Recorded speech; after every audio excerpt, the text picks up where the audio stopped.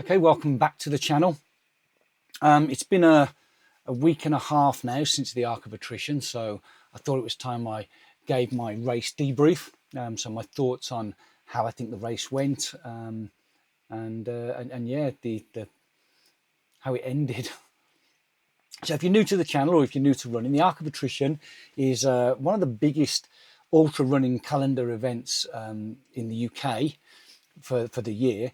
It's a range of races across a range of distances that sort of trace the path of the Southwest Coastal Path. Now, the longest race is 100 miles. Then you've got a 50-mile race. There's also a 25-mile race, and they've recently introduced a 12-mile race. They're not really those distances. I think the 12-mile race actually was 15 miles, but they just like to round it up. So half marathon, full marathon, 50-mile, 100-mile. Set in the winter, so it's a January-based race, which makes conditions interesting. This year, I was running in the 50-mile race.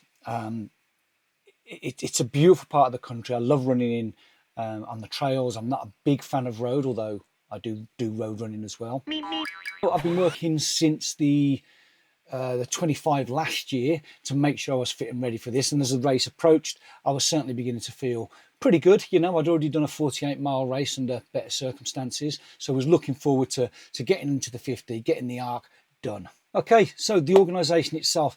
I've only ever done it under UTMB, so I don't know what it was like under Mud Crew, but I think it's the same people and they do a fantastic job. The race village is superb, although it's a bit boggy, very muddy this year. But it's well organised. There's plenty of places where you can change gear. There's shops where you can buy stuff if you're missing stuff. There's food, drink available. And the first time you'll see it is at Kick Check. Now, Kick Check this year was slightly different to last year. Last year, I turned up at Kick Check. They asked to see half a dozen different items, which they checked. Once they checked them, I was free to go. This year, they checked every single item. And I nearly got caught out. Because I was thinking about last year's Kit Check, there was two things missing from my kit. Not things that I was missing, because I had them, but I didn't take them with me. The first was my shoes. It just didn't occur to me that anybody would attempt to run something like this without shoes and that it would actually be a checking item. And the other one was my collapsible cup. And the reason they were missing is, A, the shoes were still in my van, and I'd been using the cup to drink from before I went to Kit Check. So I had a late Kit Check, very quiet, not too many people around, went really smoothly. And the next day, so this is race day now, I was actually staying on site. So say arrive, got round to the race organisation, had a little bit of a mooch around, saw what was going on, had a chat with a few other competitors. Absolutely fantastically organised. The coaches came, they got everybody off in their waves. So the race is running waves. I'll talk more about that in just a second. So everybody on wave 1 got into the coach, off they went to the Minack Theatre, and then we followed in wave 3 a short while after. Now, it takes about an hour to get there, but you know what, it's okay. It's not boring, and I had a nice amenable fella I could have a chat with on the way out. So that time just flew. Got to the Minack Theatre, really start to feel the atmosphere building now. Lots of people there. Wave 2 are still down on the Minack Theatre. You can hear what's going on down there. You can hear the drums, you can hear the music, and the MC doing his bit. Plenty of places to stop and sort of do some final gear checks. On the 25 last year, it was all open from what I remember. But this year there was nice little covered areas that we could get into and just sort of like do some final gear checks before we actually went down onto the Minack Theatre itself. And we were there fortunately enough to go and see wave 2 run off, which is nice to see the other runners go off. Now, before I talk about the actual course itself, a little, very brief chat about waves. Okay. It does matter what wave you're in. There are 3 waves. There is a wave at 9 o'clock, wave 1. There's a wave that follows half an hour later at 9:30, and another wave at 10 o'clock. Now, the actual duration of the race itself is 15 and a half hours. That's how long you have to do it in. Okay. There are multiple cutoffs along the course, and the cutoff times are static. All right. So if I have, just for argument's sake, an hour to get to the first cutoff, the people going in wave 1 have 2 hours to do the same distance. Okay, because they start an hour earlier, but the cutoff here is still the same. So effectively, wave 1 are getting an extra hour, wave 2 are getting an extra half hour. In reality, you know, you should be able to cover the distance to the to all of the checkpoints within the time that's allocated. Okay, and wave 1 and wave 2 runners, by dint of being in wave 1 and wave 2, are supposed to be faster runners. Now I'm going to come back to that because it's not. Okay, it doesn't necessarily mean that they are faster runners. They shouldn't have to take advantage of that extra hour. The truth is, some of them did. Okay, if you look at the times, there's a small handful of runners who, had they not been in wave 1 or wave 2, wouldn't have made the cutoff. Now, I don't have an issue with that. I don't care if it took you 20 hours. If you finish that course, you are an absolute hero, and you have nothing but my admiration. So don't get me wrong, I'm not whinging about the timing. I had my timing, but people will try and say to you, oh, they don't need it because they're faster runners. And this is where my other issue comes in. They are not faster runners. They have a higher UTMB index, okay, which means they've done more races with UTMB. So UTMB can grade how fast they think they can do that in. Now, if you've only never done one before, you're going to be in wave 3 because you don't have a UTMB index, no matter how fast you can run. Okay, so you're going to get caught in wave 3 just because of the way UTMB do these indexes. So waves do matter. There is an advantage. No, most people don't take advantage of the time advantage. And the reason I don't really care is there are worse things about being in wave 3 than somebody in wave 1 or wave 2 having an extra hour or half hour. It's nothing, believe me. Okay, that's out the way now. Let's talk about the actual race itself. So the first section is from the Minack Theatre to Land's End. As I say, atmosphere at the Minack was absolutely fantastic. Loads of people there, lots of music going on. The MC did a great job of keeping everybody, you know, awake and alive and ready to go. There is a little bit of a disadvantage if you're at the back of the Minack Theatre because there's a bit of a climb out, probably slow you down by a couple of minutes, nothing major. It gets a little bit congested going up the stairs. Now, I was quite fortunate. Because I came in late, because I was up the top filming, I was quite close to the stairs. You'll see from my other video, I'm almost at the bottom of the stairs. So I was one of the first up there. So I didn't really get caught in the bigger issues of what you might do if you're at the back and you're a faster runner. And those are, you get bottlenecks. Some of the tracks are quite narrow. Not a lot of room for passing on these tracks. So that's going to slow you down if you're one of the faster runners and you're behind some of the slower runners. Obviously, ground conditions are slowing everybody down anyway. So again, a more competent runner that could move faster over those ground conditions, getting caught behind a slower runner that's not as competent in those conditions is going to find themselves slowed down quite significantly. However, it's a 7.5 kilometre stretch from the Minack to Land's End. And the time allowance for it, if you're in wave 3, is an hour and a half. Now, that's more than doable for most people. Even in those conditions, I would say on the road, for me, that's a 40-45 minute run on the road. Off-road conditions, probably closer to the hour, maybe 55, I had 10 minutes, 15 minutes on, okay? Even under those conditions, but with the various bottlenecks, I actually took 67 minutes, so I came in at 7 minutes past 11, all right? Not a massive issue. Also, the faster runners do get a chance to sort themselves out, so there are sections from the Minack to Land's End where the path does widen out and people get the chance to overtake and obviously be overtaken. So you do get this sorting on the way out. I think some of the faster runners that probably still could have covered that distance well under the hour probably found themselves going over the hour because of this bottleneck. Again, not a major issue. And the actual aid station itself didn't have to hang around there too long. Hadn't been running long enough to really start even attacking the calories that I was carrying with me, let alone start eating cake at the aid station. Hydration, I'd hardly touched my hydration bottles at that time, but I gave those a quick top up and then just a couple of mouthfuls of Coke and on to the next section. So the next section being Land's End to Pendeen. Now, the weather on the day was quite windy. We were catching the tail end of Storm Ingrid. So the ground conditions were very poor. It was very wet, very muddy, very boggy. And the wind was hitting you in the chest for most of the race until you got to Cape Cornwall. So it was coming in sort of this direction and Cape Cornwall peels off that way. So once you got round there, it was no longer hitting you full in the chest. It was sort of hitting you side on to the rear. So wind out to Cape Cornwall was a bit of a pain. But again, it's a winter ultra. You've got to expect it. But it means that, progress is really slow. But, this is when it starts to feel like, like a proper race, like a proper winter ultra. It's what we signed up for. It's what you're looking forward to. And next year, it's what I'll train for. I'll try and move a bit faster over the ground.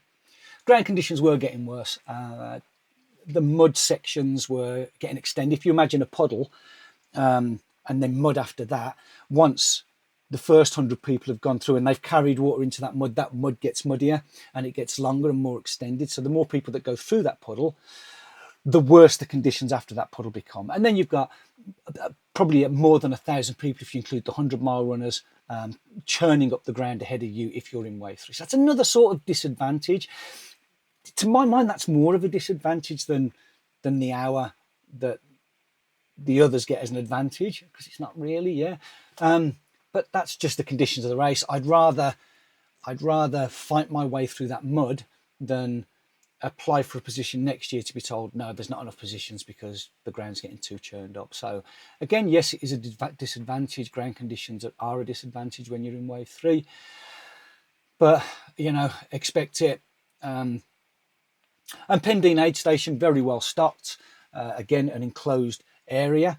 Probably spent a bit longer there, probably maybe 5-10 minutes. Didn't want to stay too long because previous races have taught me that, you start to get a chill and all the rest. In fact, quite the opposite for me at that one. I had to take a layer off.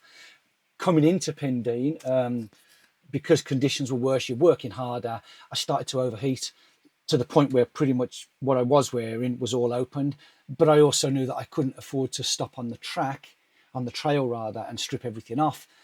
Because I don't know what my timings were. So once I got to the aid station, changed it out, had some food, had some drink, plenty of that there, ready to go running. I thought, right, I'll just sort out the ablutions before I go, open the toilet door. What a disgrace. This is the only thing that it's turning my stomach thinking about it now. Okay, so the composting toilets, don't have an issue with that. The way composting toilets normally work is you sit down, whether you're male or female, pee goes forward, liquid waste gets separate to solid waste. Solid waste, handful of sawdust on top of it when you're finished, and off you go. Big sign as you open the door, please sit down to use the toilet. However, the contents of the toilet were probably stacked up. It's making me gag thinking about it. The contents of the toilet were probably stacked a good 2 or 3 inches over the rim of the bowl. It's literally making me gag right now thinking about it. It was horrible, absolutely horrible. I'm behind it. Composting toilets, absolutely great. Yeah, rather than chemical toilets if you can do it. But they need to be emptied more frequently. A wave 3 runner, and again, I'm going in wave 3. Over 1,000 people have gone through and used those toilets before me, and it showed. They were revolting. Absolutely revolting. They need to be changed more often. Okay, so you leave Pendeen and you're probably moving now onto what is arguably the toughest section of the course. Now, I've never done the 100. I've heard that there's bits and pieces before that are worse, but certainly on the 50, that section from Pendeen to Zena is horrendous. It's the most technical. The terrain is bog, it's stones, it's rocks, it's gravel, pretty much everything you can think of, and constant elevation change. So there's no real flat sections. There's a few, you might get like 20, 30, 40, 50 meters where it's relatively flat, maybe a few big rocks, but it's up, down, up, down, up, down. So really, really hard work. Really, really what you've paid to sort of run in. This is the event that you've entered. So I'm not complaining about that at all. That's exactly why I entered the race. And also, what would be the point of complaining? Get the Cornish people to tarmac the path? Nah. It's also the longest section from Pendeen to Zena without an aid station in between. I can't remember what the actual distance is, but I seem to think in my head it was something like 15 miles-ish, something like that. But there is a safety cutoff. So there is a checkpoint, a time checkpoint halfway, a place called Zena Head. Anecdotally, I don't know for definite, people have told me that the reason that cutoff is there is because it is the most technical section. What they don't want is people doing that section after Zena in the dark, okay? Because it is hazardous. It is a very gnarly section, yeah? So basically, if you haven't made Zen ahead, they're going to take you off the course. It's not really safe for you to continue from that point. And this is where my biggest issue with the race now is, because that is absolutely fixable. If that's the reason Zen ahead is there, just move the race forward by an hour. You know, let wave 1 go at 8, let wave 3 go at 9, and that gives you a whole hour. If I'd have had an hour from Zen ahead, or rather an extra hour from Zen ahead to get to St Ives, I wouldn't have run any of that in the dark, none of it, okay? And my times per kilometre at that stretch were ridiculously slow. Conditions were awful. The ground is just terrible. Mist came in, okay? Can't blame anybody for the weather. But just not being able to see where you're putting your feet, having to stop and just find the markers a bit better, especially in the mist, because you're sort of like, you can't really see the markers in the mist no matter how good your torch is, have to be a lot closer. So you're sort of trying to gauge whether you're still on the path or not, which by now could have been a cow field. It was that churned up, yeah. Trying not to fall on your arse constantly, and then scanning for markers. So I get why Zen ahead is there, but it doesn't need to be that dangerous. Just move the start off a little bit earlier. So yeah, once you get to St Ives, you've got some really nice runnable sections there.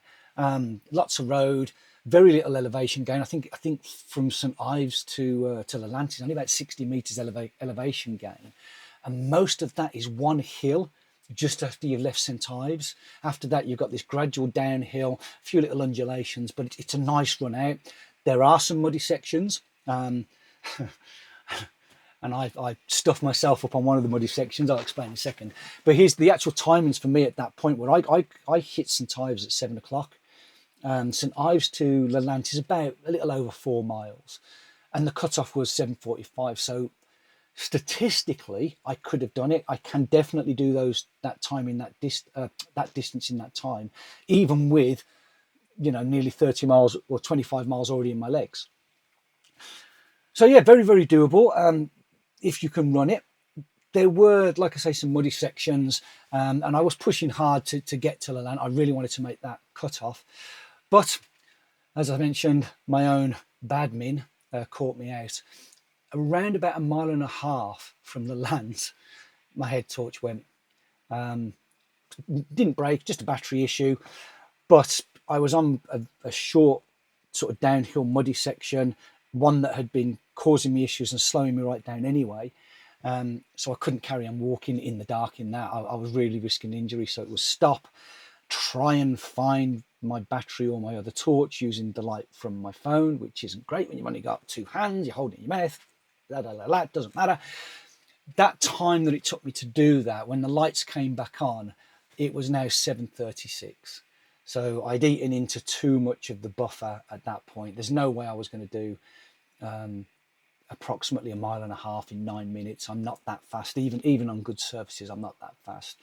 So for me, I sort of knew at that point it was race over. Unfortunately, still got 1.5 miles to go, still got to cover the distance. So carried on sort of jog walking, just trying to keep warm at this point, just to get to the aid station where I was being picked up. So got to the Leland aid station. Again, race organisation, fantastic at this point. You got a lift back if you needed it to the start point. So if you people waiting for you at the start point, they're going to take you there. There was hot food.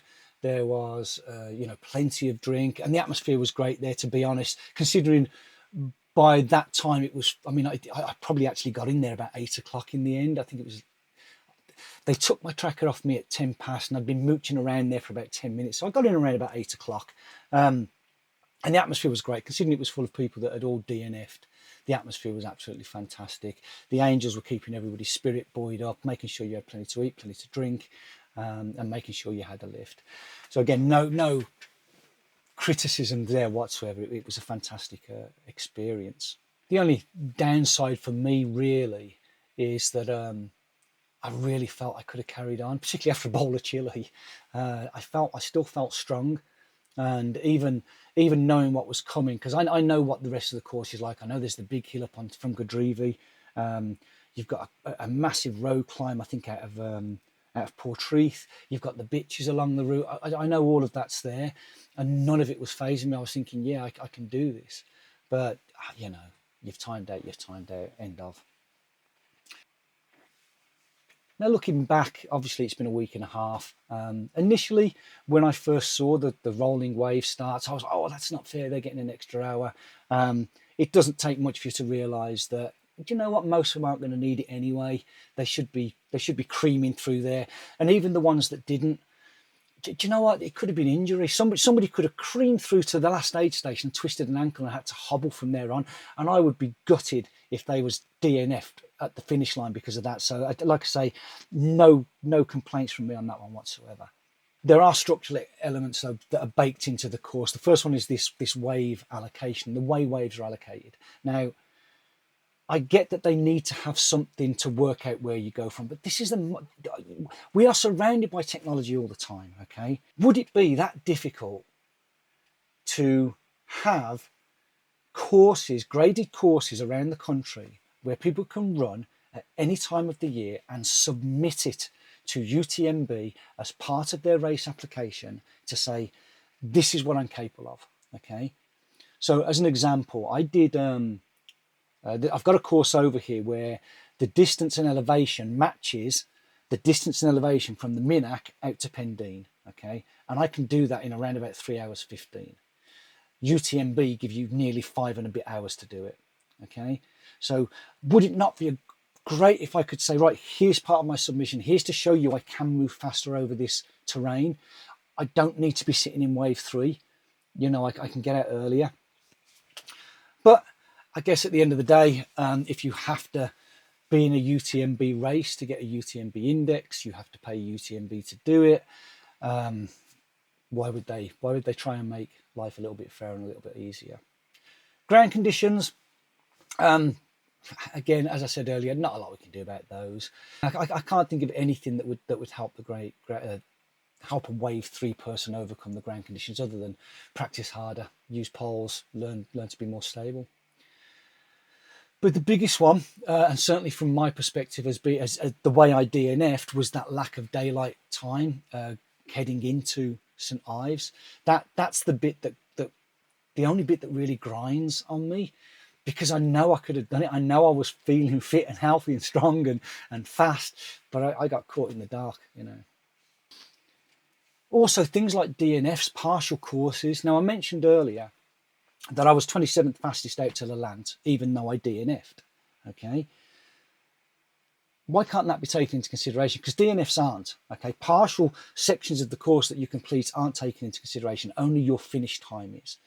And I've heard tales of people that have almost finished, realise that if they finish, it's going to negatively impact their UTMB course, so have dropped out of the race. So it shows as a DNF rather than impacting their UTMB index. Okay, and I get why they do that. If you're one of the elites, if you're competing and you don't want to have a negative impact for your next proper race, I get why you would do that. I don't have an issue with it. Okay, and of course that the daylight thing is the easiest fix in the world. Just move it forward an hour. Right then, conclusions on the Arc overall. I love the race. I think it's generally well organised. Obviously, I have a few criticisms there, which I've aired, and good to get them off my chest. But generally overall, fantastically well organised events. The volunteers, got nothing but praise for them. They're superb. They do a great job of making sure that we don't get lost and that we are safe and that we're well fed and looked after. The Arc of Attrition gives you exactly what you expect it to give you. It is a tough race. It's not to be taken lightly. Don't train to think, oh, well, I've seen all the videos and it's nice and bright and sunny and all the rest of it. Okay, because it's not always like that. From my personal perspective, as I said, I felt strong enough to finish. Obviously, there's an issue with my speed when conditions deteriorate, so I will work on that. I'm going to start practicing more with my poles. I think a lot of people that I spoke to said the poles really helped with the stability on those muddier sections and helped them move that little bit quicker, and that's all I needed was a little bit quicker. So I'll be doing a lot more practice with my poles. Obviously I won't be able to practice in the shitty conditions for another 6 months because it's quite pleasant where I live. So yeah, I will definitely be back next year. I am going to work on my strength as well. I'd like to get up the hills a bit quicker. I'd like to do some of the climbs a bit faster. And I'd like to be 100% certain that when I do hit the bitches next year, I'm not sitting at the top of it crying in pain because of cramp. Next races for me, I've got the Shakespeare Marathon coming up. That's in April. A week after that, I've got the Birmingham Half Marathon. I'm treating Shakespeare as a Sunday long run, really. It's part of my training. I'm not going to try and do anything silly like a 4-hour run or anything like that, because I really want to try and nail this sub 2-hour Birmingham Half. So working hard for that, doing a lot of training for speed. Race to Remember's in November. Not sure whether I'm going to do the 50 or the 25 this year. I know a friend's running with me. I might do the 50, meet him halfway, and then continue the 25 with him, or I might just do the 25. It's in November, so it's sort of 2 months off from the 3 months off from the start of November, December. It's 3 months. I might do the 50 and meet my friend at the halfway point. So yeah, so training for me now, aerobic base I'm relatively happy with. Need to work on my speed, so I'll be doing intervals, hill sprints and gym work, and continuing with the aerobic base. I'll be filming it, I'll be filming my races, I'll be filming my training, going to do lots more park runs. Yeah, I quite enjoyed it. I didn't think I would, but I quite enjoyed doing the little park run tourism, get out, do a little bit of a road trip, a little bit of a run. It's fun. You meet some nice people as well on these things, and everybody wants to have a chat when they see the camera, so that's quite nice as well. If that's the kind of thing that you think you'd be interested in, you could always ask to be notified. So the little bell thing there, that'll tell you when I drop a video. If you want to subscribe, that really helps me. It helps the channel to grow, so subscribe. They are free. And then the little like button. So if you've enjoyed this video or any of my other videos, a little like there, it goes a long way to letting the algorithm know how these videos should be pushed out. Okay. Right then, so thank you for watching. That's me done. I wish you all the best of luck in your races. Congratulations again to everybody that finished, whether it was the 100 or the 12. You're an absolute star. Just from me now, when you're out on those trails, stay safe, have fun. I will see you on the next run. Bye.